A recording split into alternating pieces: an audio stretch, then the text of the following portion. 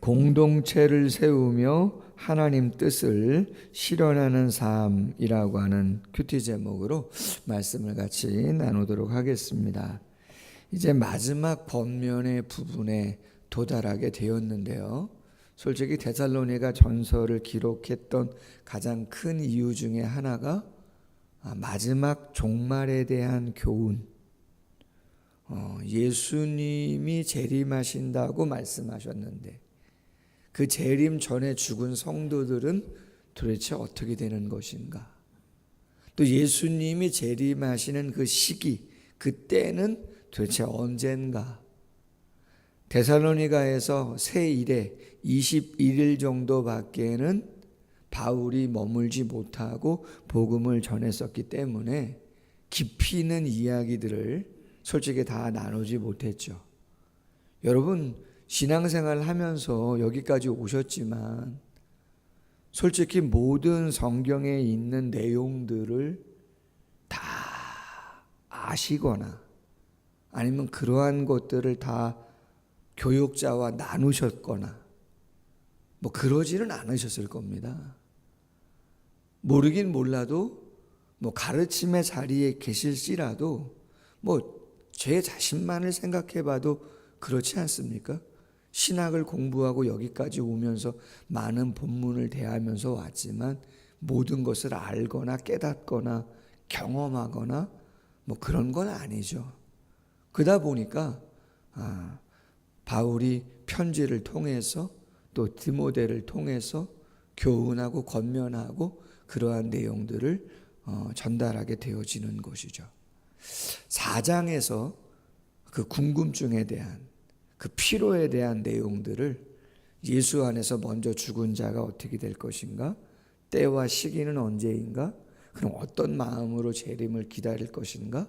이러한 내용들을 4장과 5장 11절 그 안에서 먼저 전했고요. 오늘 12절부터 마지막 본문까지는 마지막 권면에 대한 내용들입니다. 먼저 12절, 13절에 보면 이렇게 말하죠. 형제들아, 우리가 너희를 권하노니 너희 가운데서 수고하고 주 안에서 너희를 다스리며 권하는 자들을 너희가 알고 그들의 역사로 말미암아 사랑 안에서 가장 귀히 여기며 너희끼리 화목해라.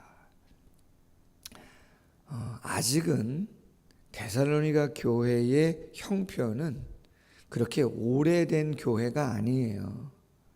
그렇기 때문에 무슨 장로님이나 우리로 이야기하면 안수 집사님이나 그 당시에는 권사라고 하는 직분은 성경에 나오지도 않는 그러한 부분이기 때문에 어떠한 지도자들을 공적으로 세웠다고 보지는 않습니다. 학자들이.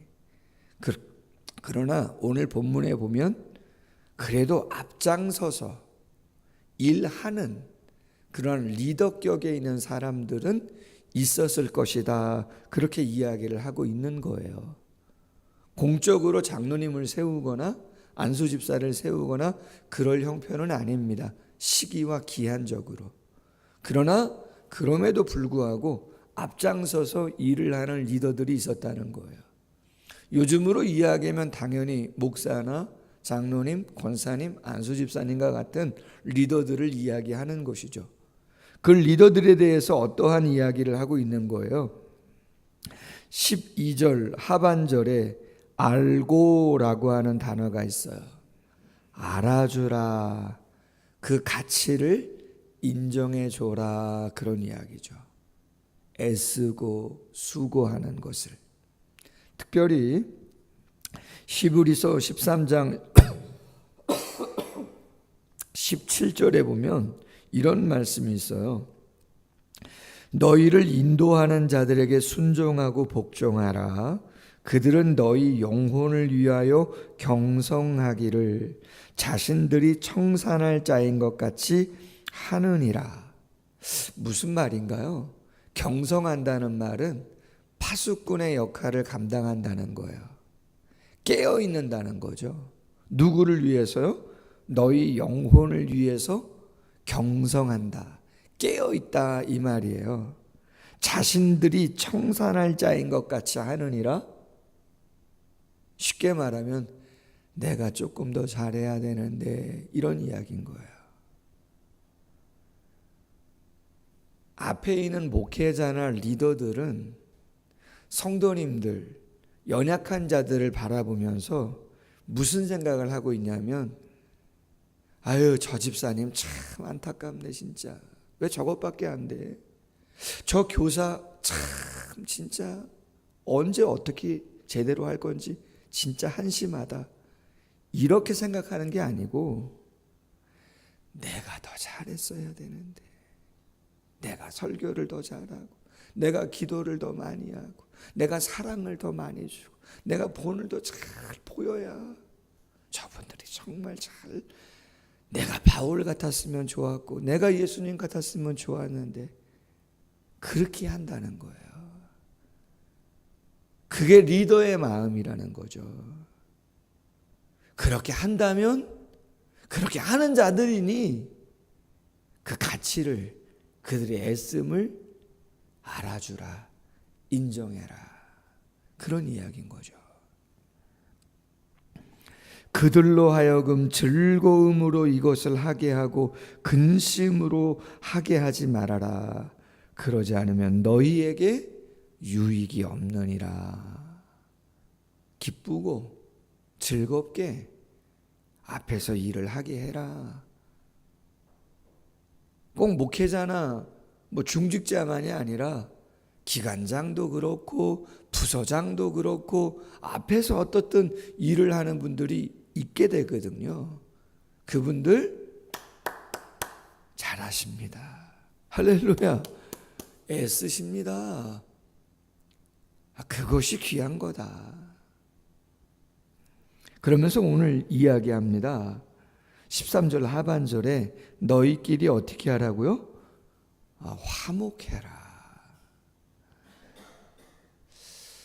직접적인 언급은 없습니다. 그러나 다른 서신들 보면 에베소서도 그렇고 빌립보서도 그렇고 다른 많은 서신들을 보면 다 어려움이 있어요. 성도들끼리. 고린도 교회 같은 경우는 당을 졌잖아요.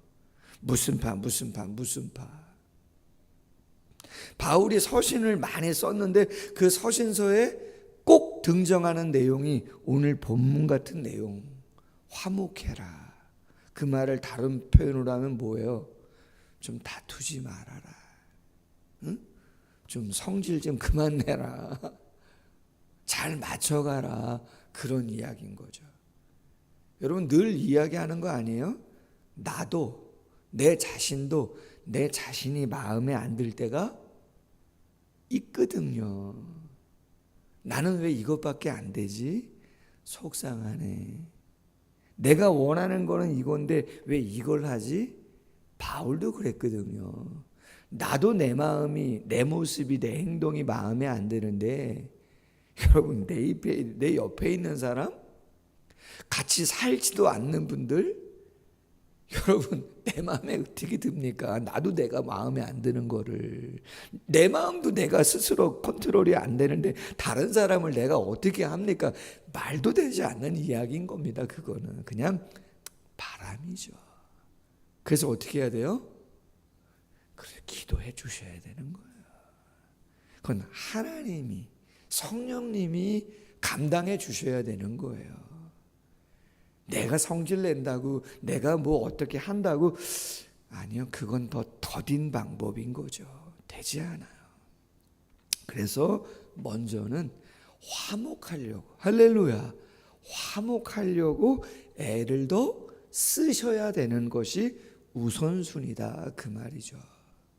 그래서 서로 귀하다, 귀한 분이구나, 소중하구나, 그걸 먼저 관계 설정을 하셔야 된다. 자, 그리고 나서 14절에 가면 이렇게 이야기합니다. 또 형제들아, 너희를 권면하노니 게으른 자들을 권계하며. 원어적인 의미는 군사적인 용어예요. 이 원어적인 의미가 대열에서 벗어난 자, 게으른 자, 원어적인 의미가 대열해서, 군사용어입니다. 낙오된 자 있을 수 있잖아요. 완전군장하고 막 가는데 지치고 힘들어서 낙오되는 자들이 있거든요. 자, 그들 훈계해라.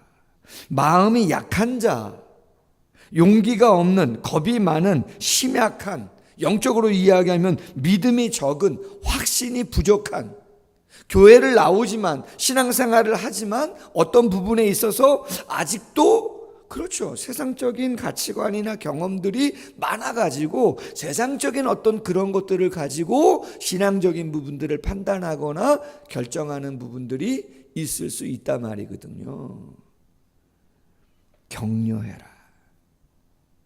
그럴 수 있다고. 자꾸 의심이 든다 그래요. 믿어지지 않는다 그래. 그런 얘기들 많이 하지 않아요, 초신자들? 당연히 그럴 수 있습니다. 그렇잖아요. 그럴 수 있다고. 위로도 하고 격려도 하고, 힘이 없는 자들을 붙들어주며 모든 사람에게 어떻게 하시라고요? 오래 참아라. 어제 오후에 예배 끝났는데 정리 다 하는데 자매들이 왔어요. 목사님 그래요. 봤더니 우리 교회 청년들이에요. 네, 그랬더니 제 친구 등록했어요. 등록카드 갖고 왔어요. 네? 등록카드. 집에 갔더니 그거 써놨다는 거예요. 교회 나온 지 좀 됐거든요. 그 자매가 한혜민 자매라고 주원 자매 친구인데 같이 살잖아요. 사업도 같이 하고. 꽤 됐습니다. 교회 나온 지가 몇 개월. 근데 본인이, 근데 주위에서 기도도 많이 당연히 해주셨고 당연히 많이 응원도 해주시고 했죠. 근데 여러분, 담임 목사도 빨리 등록하시면 좋겠는데 마음이 있겠어요, 없겠어요? 여러분, 당연히 마음이 있는 거 아니에요? 지금도 등록 안 하고 다니시는 분 날 예배 때 1부, 2부 예배 때 계시거든요. 등록 안 하고 그냥 나오시는 분들. 빨리 등록하라고 얘기하고 싶지만 쉽지는 않습니다. 혹시 어떤 생각을 하실지 모르니까 그냥 좋은 의미로 기다리고 또 기다리고 본인이 선택하시는 게 제일 중요하고 하나님이 감동 주시는 거죠. 그뿐만이겠습니까? 다른 모든 일들도 신앙생활 같이 하다 보면 참는 게 어려운데 오래 참아라. 왜? 신앙이 성장하는 거는 좀 시간이 걸린단 말이죠. 그렇지 않아요? 자녀가 돌아오는 것도 쉽지 않죠. 언젠간 한번 때가 되면 이제는 말할 수 있다면 아마 이런 거 있을 수 있을 거예요. 아마 그때 성도님 그랬어요. 제 마음이 이랬어요. 제 마음이 오래 참는 거 필요하다, 그런 이야기죠. 세 번째, 삼가 누가 누구에게 악으로 악을 갚지 말게 하고 서로 대하든지 모든 사람을 대하든지 항상 무엇을 따르라고요? 선을 따라라. 베드로전서 3장 9절에 악을 악으로 욕을 욕으로 갚지 말고 도리어 복을 빌어라. 이를 위하여 너희가 부르심을 받았으니 이는 복을 이어받게 하려 하심이라. 할렐루야. 저주를 하지 말고 복을 계속해서. 할렐루야. 그러면 그 간구처럼 되어진다. 그 다음에 항상 기뻐하라. 쉬지 말고 기도하라. 범사에 감사하라. 이것이 그리스도 예수 안에서 너희를 향하신 하나님의 뜻이다. 할렐루야. 어제 말씀 나눴잖아요. 결론 부분이었는데 어제 설교 주제가 기쁨이었잖아요. 어떻게 기뻐할 수 있는가? 기쁨을 잃어버리지 않을 수 있는가? 핵심은 일상에 되어지는 모든 일들 하나하나는 목적이 아닙니다. 최종적인. 근데 그 모든 것을 목적이라고 생각해요. 좋은 대학 가는 게 목적이야. 좋은 직장 가는 게 목적이야. 건강한 게 목적이야. 행복이 목적이야. 아닙니다. 뭐가 됐든 그 모든 것은 수단입니다. 성경을 통해서 이야기하는 것은, 그 모든 것은 하나님의 영광을 위한 수단인 것이에요. 우리 자신이 목적이 아닙니다. 우리 자신은 피조물이고, 성경이 이야기하는 것은 우리 자신의 삶을 통해서 하나님께 영광을 돌리는 것이 목적입니다. 하나님은 그것을 위해서 우리에게 이런 수많은 것들을 얼마든지 우리가 좋게 생각하는, 편안하게 생각하는 것뿐만 아니라 부담스럽고 버겁고 힘든 것도, 아니면 우리의 노력에 맞지 않는 그러한 것도 주실 수 있어요. 왜? 당신의 주권이고 당신의 섭리예요. 우리가 원하는 때가 아니고 당신이 원하는 때이기 때문에 성경은 그 안에서 기뻐해라. 할렐루야. 좋은 것도 기뻐하고, 우리가 볼 때 그렇지 않은 것도 기뻐해라. 항상 기뻐하라. 명령이잖아요. 명령형입니다. 기뻐해라. 이해되지 않죠?